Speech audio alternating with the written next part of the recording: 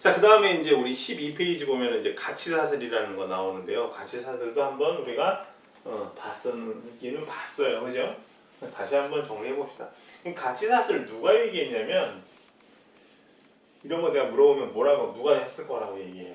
전략에 관해서 뭐 누가 연구했어요, 누가 이야기했어요 하면 거의 포터 이야기하면 돼요. 가치사슬은 포터가 이야기했는데, 사실 포터가 뭐 창의적으로 뭐 이런 가치사슬 툴을 개발했다라기보다는 좀 확장된 개념을 개발시킨 거예요. 원래는 이제 그 맥킨지라는 컨설팅 회사에서 비즈니스 시스템이라는 게 있었거든요.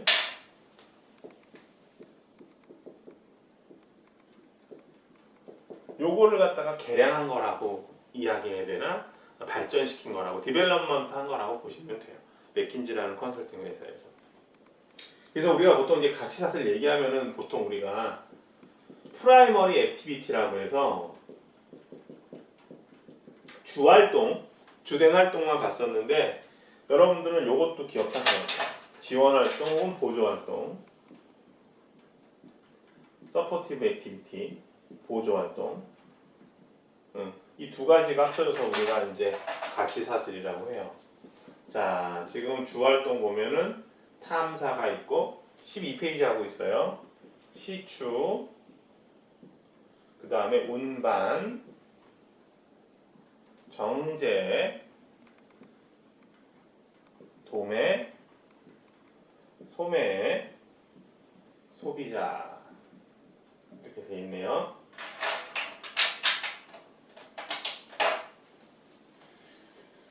가만히 보면은 이 탐사, 시추, 운반하는 걸 봐서 우리가 뭐 내용을 봤을 때 이게 어느 쪽 산업의 밸류 체인이냐라고 가만히 보면은 이거 같아요. 석유나 뭐 가스, 그죠? 그냥 땅 파고서 석유나 가스를 이제 채굴하는 게 아니고 탐사를 해야 돼. 지질 조사를 해서, 그죠? 석유나 가스가 많이 매장되어 있는 지질 구조가 있잖아요. 그 다음에 있다고 하더라도 경제성이 있는지 봐야 되니까 시추를 해야 되고, 그죠? 그 다음에 석유나 가스를 운반해야 돼. 운반할 때는 뭐 석유 같은 경우에는 파이프라인을 이용할 수도 있고, 그 다음에 뭘 이용할 수도 있어요. 뭐 유조선을 이용할 수도 있고. 정제 같은 경우에는 우리가 원유를 갖다가 이제 정제를 하게 되면 뭐 가솔린도 나오고, 등유도 나오고, 정유도 나오고, 중유도 나오고, 마지막으로 뭐 찌꺼기 아스팔트 같은 것도 나오잖아요. 그 다음에 이제 도매라는 데가 있고, 이 소매가 주유소가 되겠죠. 소비자한테 오지. 가치사슬이야. 가치가 사슬처럼 연결돼 있다. 내가 탐사 시추하기 전에는 그냥 흙에 묻혀 있는 지하 자원이었는데, 내가 시추하고 운반하고 정제함으로 와서 내 차를 움직이게 하였다. 이해되셨죠? 근데 문제는 뭐냐면, 이 정유 쪽에, 정유 산업에서 이런 어떤 가치사슬이 있는데, 이 가치사슬 단계별로 기업이 잘하는 분야가 있다는 거예요. 자, 예를 들면 탐사하고 시추는 SK에서 잘한다. SK 이노베이션인가? 그 다음에 운반은 예를 들면 러시아 회사, 러시아의 우르반이라는 회사가 있다. 러시아의 우르반에서 운반을 잘한다. 정제는 뭐 GS 칼텍스가 잘한다. 뭐 소매에서 광고는 S-오일이 잘한다. 이런다고 한다면, 같은 가치사슬에서 활동하는 기업이지만 사슬 단계별로 강점이 있는 기업들이 있을 거 아니에요. 그러면 이렇게 얘기할 수 있어요. SK는 탐사 시추에서 다른 기업보다 경쟁 우위가 있다. 혹은 GS 칼텍스는 정제에 있어서 다른 회사들보다 경쟁 우위에 있다. 고로 우리가 밸류 체인에서 프라이머리 액티비티는 무엇을 확인해 볼 수 있냐면, 어느 만큼 경쟁 우위가 있는지 우리가 파악해 볼 수 있다. 그죠? 이해되셨어요? 그러니까 이런 얘기를 할 수 있겠네. 아니, 포터는 그러면 우리가 전략을 이야기할 때 환경의 위험 요인을 제시해서 전략적인 초점을 조직 밖에서 본 사람 아니냐, 뭐 이런 말씀 하신 것 같은데요. 다시요. 포터의 5 포시스 프레임워크는 위험 요인이잖아요. 우리 조직에 위협을 줄 수 있는, 그죠? 진입자의 위협, 어떤 산업의 어떤 구조적인 위험 요인을 우리가 얘기하고 있는 건데, 진입자 위협서부터 공급자 위협, 구매자 위협까지.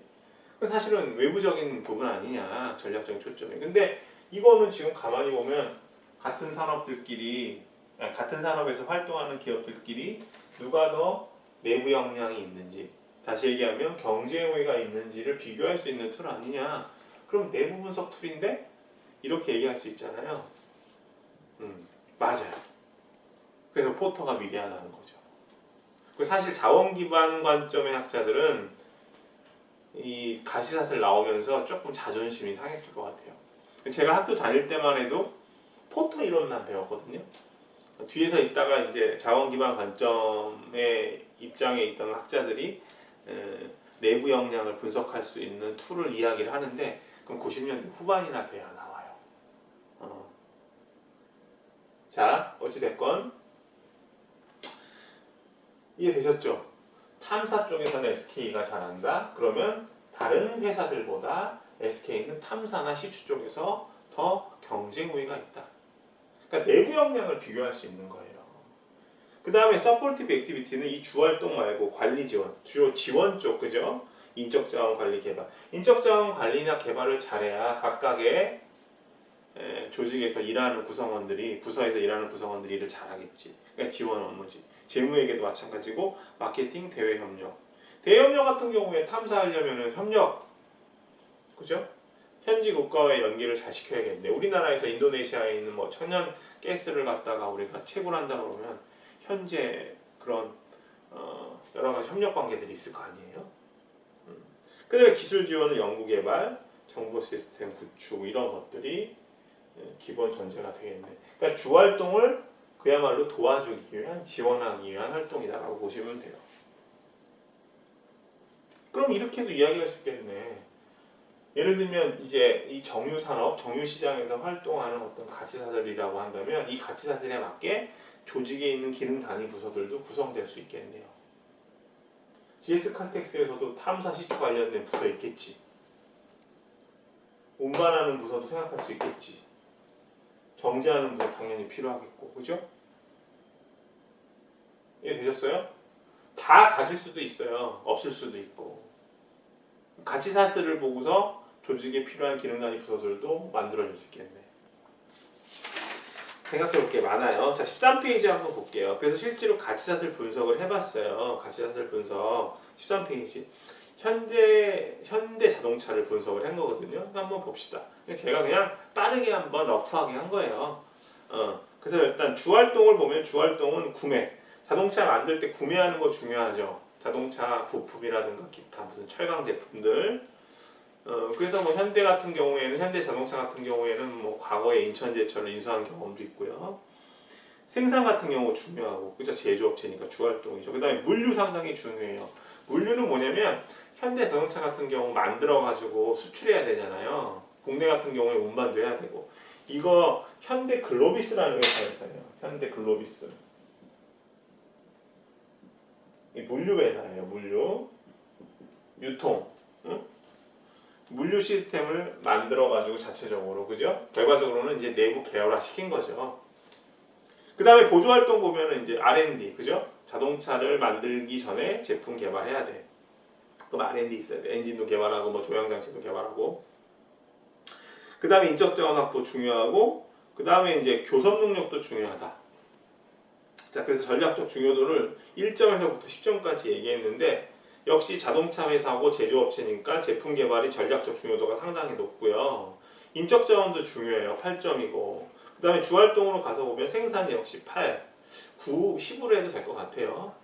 벤치마킹 결과라는 건 뭐냐면 가치사슬상 비교를 해본 거죠. 예를 들면 제품 개발에서 현대 자동차는 일본 토요다, 그 다음에 뭐 독일의 폭스바겐이랑 비교했을 때 그 수준이 어느 정도 되는가. 벤치마킹 결과 제품 개발 잘하고 있다는 거죠, 그죠? 그리고 최근에 뭐 자동차 흐름을 봤을 때는 전기 자동차는 어떤 식으로 만들어져 가고 있는가. 그래서 지금 보면은 보조 활동은 현대가 상당히 잘하고 있는데 역시 문제가 되는 거는 주활동 같은 경우죠. 구매에 있어서 그죠? 벤치마킹 결과 다른 기업들보다 잘 못하고 있어요. 이유를 봤더니 공급 업체들이 규모가 작고 종속되어 있다. 현대자동차 같은 경우 이제 부품 업체들과의 관계를 보면 부품 업체들이 하청을 많이 줘서 하도급이 이어지고 있거든요. 그래서 제1차 이제 공급업자 이 그림으로 그려보면 이런 거죠. A라는 큰 부품을 만든다고 하면 이 부품을 만들 때 들어가는 부품이 또 있을 거 아니에요. 여기를 이제 제1차 벤더, 제1차 공급업자라고 하면 이 공급업자도 이 부품을 만들기 위해서 또 공급을 받겠지. 그래서 이제 현대자동차에 넘길 거 아니에요. 근데 어떤 이유로든 이 회사가 어려워지면 나머지 이 부품을 만들기 위해서 부품을 공급해주는 업체들이 어려워질 수 있잖아요. 여기 어려워지면. 하도급이라는 얘기는 이런 거예요.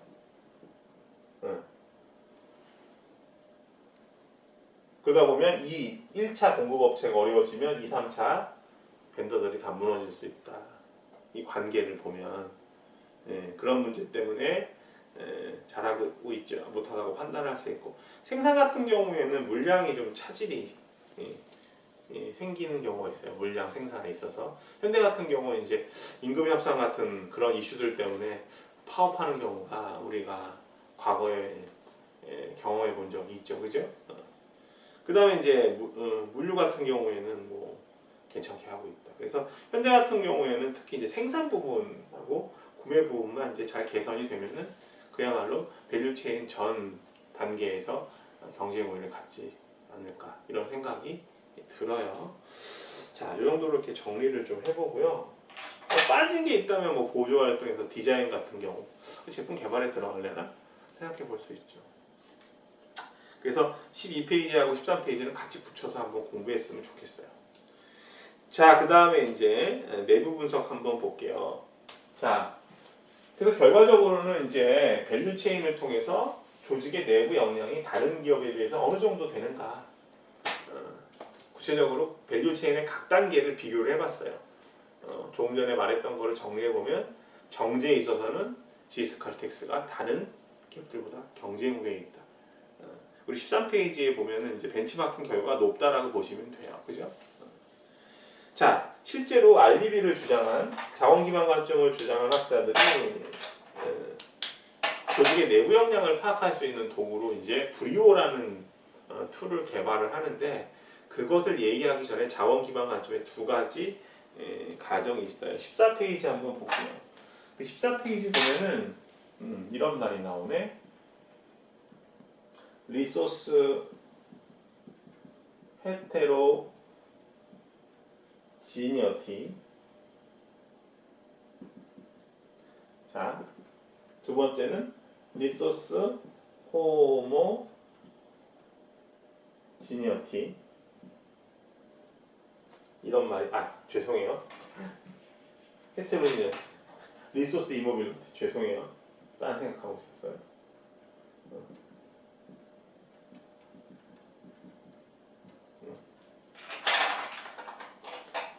우리말로 이야기하면 헤테로 그러면은 이게 헤테로가 이형이라는 뜻이잖아요. 서로 다르다, 상이하다. 그래서 우리말로 하면 이제 자원 상이성이라고 번역을 해요.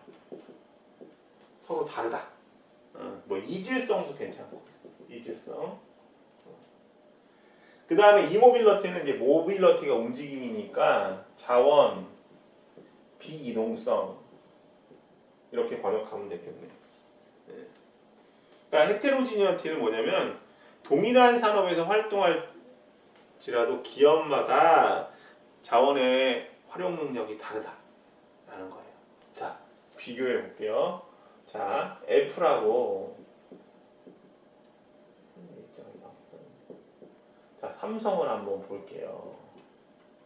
애플하고 삼성은 전자산업에서 특히 휴대폰만 한번 봅시다. 휴대폰 쪽에서 보면 활동하고 있는데 성격이 좀 달라요.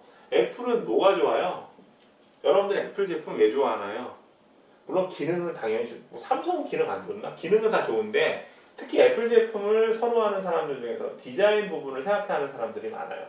애플 제품은 디자인이 뛰어나다. 그죠? 근데 삼성 같은 경우에는 어떤 게 좋아요? 신제품이 많이 등장하죠. 그죠? 폴더블 폰이라고 해가지고 이렇게 접는 폰까지 나왔잖아요. 뭐 삼성뿐만 아니라 LG 같은 경우에는 지금 이제 이걸 말 수 있는 휴대폰도 이렇게 휴대폰 액정을 이렇게 말 수 있게끔 하는 휴대폰도 지금 개발하고 있다고 하는데 나왔나? 그죠? 그럼 신제품을 많이 만들어낸다 그런다고 하면 이제 연구개발 쪽도 강화돼 있고, 그죠? 제조 인력도 많다는 거고 자금력도 풍부하다는 얘기예요. 애플 같은 경우에는 디자인 쪽에서 보면은 두드러진 변화가 크게 나타나진 않죠. 조금씩. 그죠? 차이가 있어요. 그리고 과거에 노트북을 만들 때 IBM하고 애플도 비교해보면 컴퓨터 만드는 애플 같은 경우에는 맥북 보면 디자인 역시 예쁜데 IBM 같은 경우 지금은 중국계로 넘어가서 이제 레노버 쪽으로 넘어갔나? PC 부분이 모르겠는데 하여튼 IBM 컴퓨터 보면 내구성이 굉장히 튼튼하고, 그죠? IBM 컴퓨터는 내구성, 그죠? 컴퓨터를 우리가 비교해봤을 때 휴대폰 봤을 때 애플은 디자인, 삼성 신제품을 계속 끊임없이 만들어낸다. 좀 제품 종류도 상당히 다양하고 자금력도 많고 이런 것들을 우리가 이야기할 수 있죠. 이게 자원 상위성이에요. 그러니까 삼성은 대기업이니까 자금력도 좋고 인력도 풍부하고, 애플은 삼성에 비해서 규모가 작잖아요. 매니아층이 많고, 그죠? 이런 것들. 그 다음에 이모빌리티는 조직이 보유하고 있는 자원과 능력은 지속성이 존재해서 다른 쪽으로 전이가 안 된다는 거예요. 그죠? 예를 들면 제가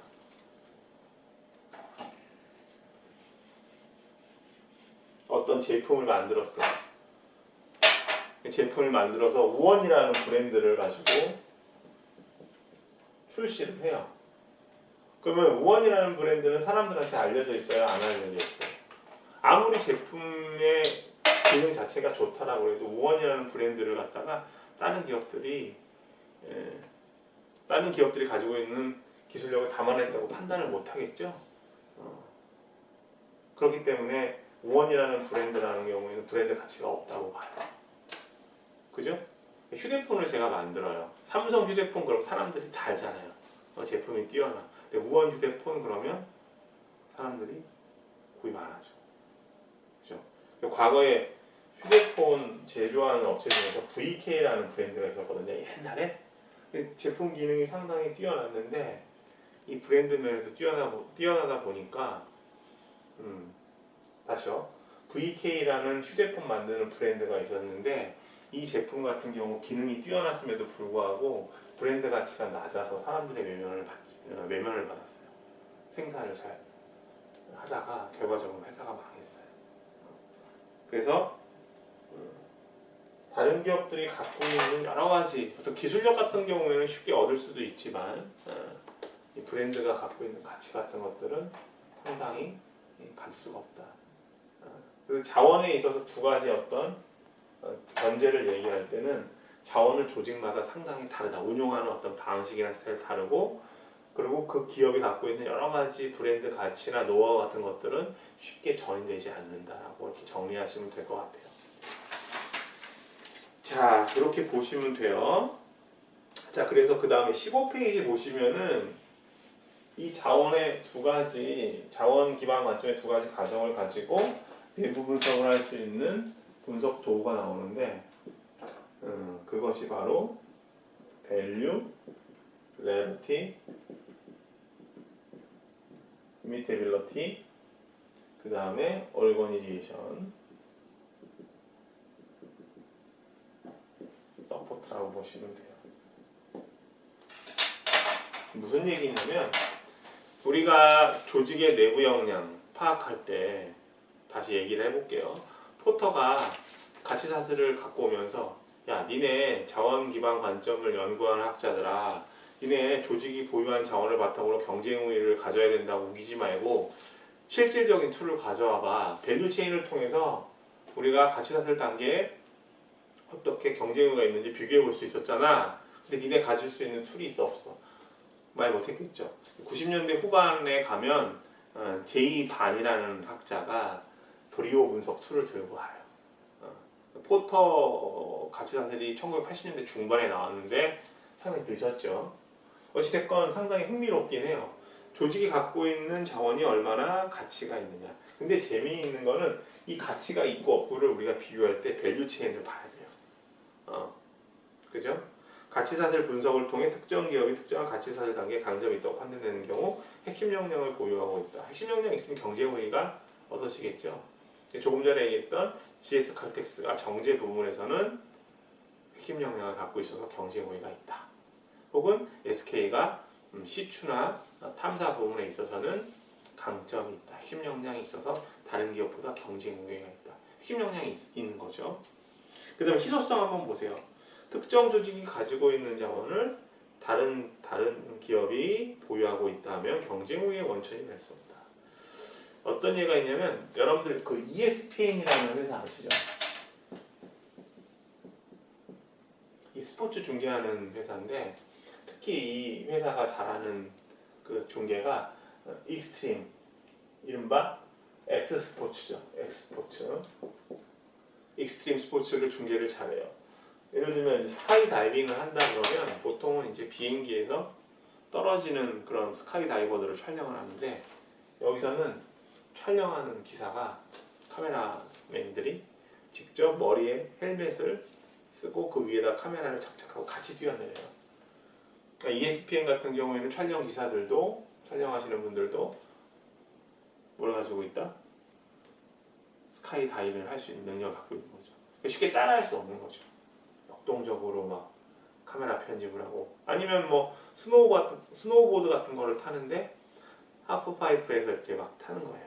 그런 것들도 ESPN만의 어떤 기술로 인해서 훌륭하게 중계를 해나간다. 희소성이 있는 거죠. 그죠? 기업이 보유한 자원은 가치가 있어야 된다. 밸류 체인을 통해서 우리가 파악해 볼 수 있고 희소성이 있어야 된다. 그리고 모방 가능성이 낮아야 된다.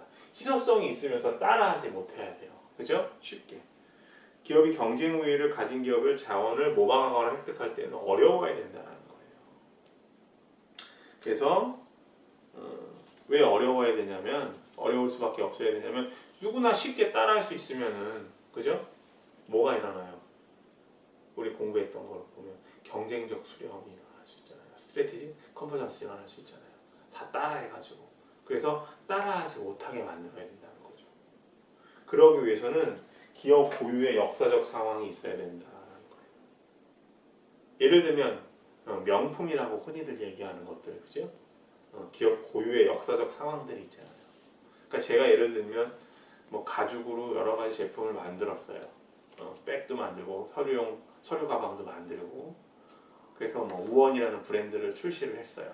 이런 것들을 아무리 출시를 해도 좋은 가죽을 써서 만들어도 우리가 알고 있는 뭐 루이비통이라든가 그다음에 샤넬 같은 제품이 갖고 있는 그 기업 고유의 어떤 전통을 흡수하지 못하잖아요.